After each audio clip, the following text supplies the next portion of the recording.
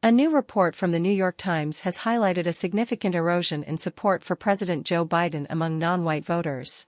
According to a compilation of New York Times/Siena College national polls from 2022 and 2023, Biden's lead over former President Donald Trump among registered non-white voters stands at just 53% to 28%. This data, which encompasses over 1,500 non-white respondents, indicates a sharp decline in Biden's support compared to 2020 when he secured more than 70% of the non-white vote.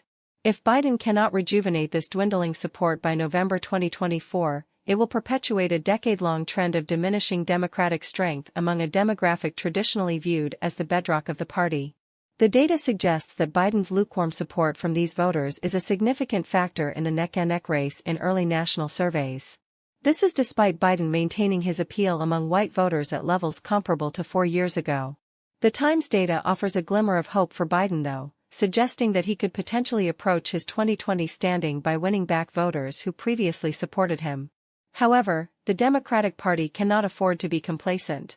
Over the past decade, Democrats have seen a consistent decline in support from non-white voters, even amidst racially charged debates ranging from border walls to national anthem protests.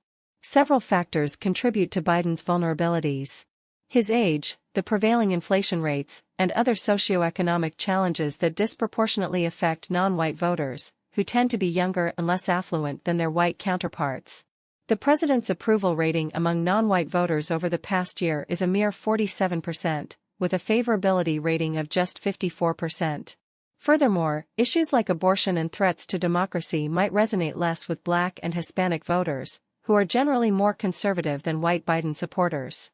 Economic challenges also play a role, with Biden underperforming most significantly among non-white voters earning less than $100,000 annually.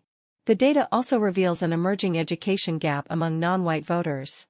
Biden retains a 61-23 lead among non-white college graduates but has a narrower 49-31 lead among those without a 4-year degree. This disparity suggests that the political realignment triggered by Trump's conservative populism is beginning to influence the political affiliations of working-class voters across all racial backgrounds. Biden's waning support is not limited to a specific demographic or racial group. He leads with 72-11 among Black voters and 47-35 among Hispanic registrants.